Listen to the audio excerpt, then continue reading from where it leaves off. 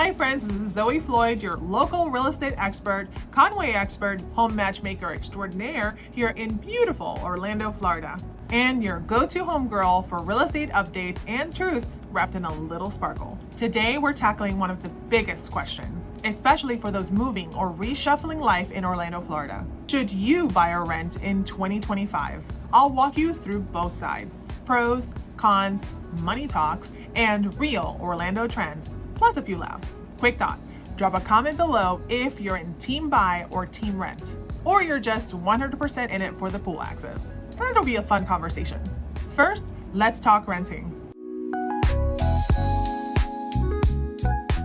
Here's why it's a no-fuss lifestyle starter. Lower upfront costs. Just a security deposit and first month's rent. No need for a massive down payment. Higher flexibility. Want to test Winter Park for a year? Then Lake Nona? Rent lets you do that without a 30-day sale contingency. Less maintenance. If the AC breaks, God forbid, the pool skimmer gobbles up the kids' socks, you just call the landlord. No scheduling the plumber at 8 p.m. or worse. Locally, Orlando rates dipped nearly 2% year over year in 2025, especially in high-end units. Gaining flexibility and a better deal? Let's go. If you're renting now, what's your favorite perk? Low effort, pool, not giving a rodent any owner level responsibility? Let me know in the comments below. All right, before you pack those boxes, here's what renting doesn't solve. No equity building.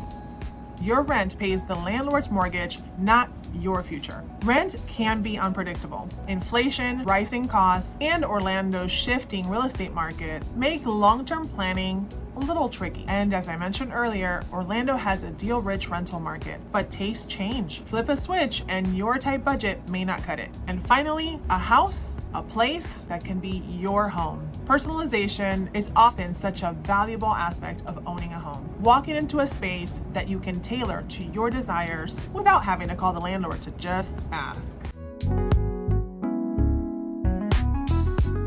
On to buying. Here's the mojo. Equity building. You're investing in an asset. As values rise, so does your ownership. Smart, long-term wealth building. But make sure to buy it right with the right income and the right cash on hand. Tax perks is next.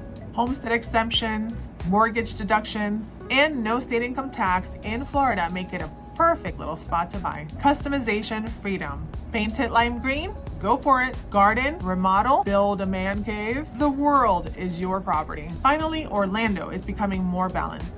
Inventory is rising, pricing is stabilizing, and buyer power is up. Now's a smart time to shop. If homeownership is your dream, what would you like to customize first? Tell me about your first home project idea, the one you just can't wait to do. And now, the not so fun stuff. High upfront costs, down payments, closing costs, inspection repairs. Your wallet will want to avoid you for a little while. Maintenance and surprises. This is real. The roof doesn't last forever, y'all. And filters don't change themselves. Trust me, I've tried to train it. Less flexibility. Thinking of moving fast? Selling takes time, and plenty of planning is required. Also, right now, mortgage rates still hover around 6 to 7%, which makes monthly payments steeper. What's been your biggest surprise as a homeowner? Drop it in the comments, let's share this wisdom, and get everyone ready to buy a home.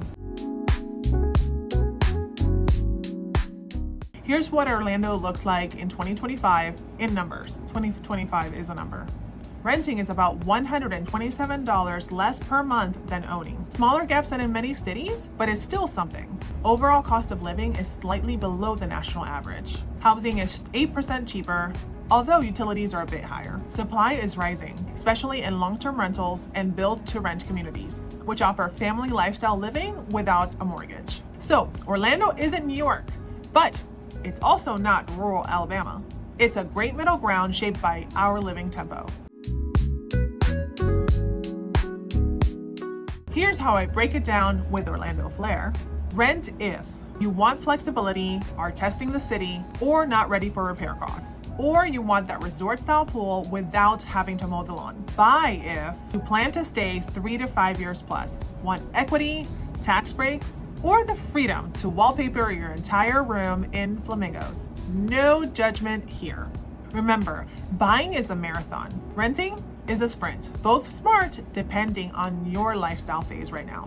So there you have it, Orlando specific real talk pros and cons of renting versus buying in Orlando, Florida in 2025. Which side are you leaning towards? Or where are you stuck? Vote buy or rent or just here for the pool in the comments. I'll be watching. If you want help listing pros and cons based on your situation or need help comparing Orlando neighborhoods, schedule a 20-minute call with me. DM me anytime before 8 o'clock.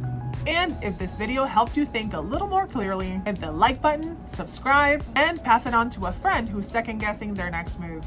Thank you for hanging out with me today. See you next time, and remember that in Orlando, sunshine, homes, and plenty of humor await. Bye.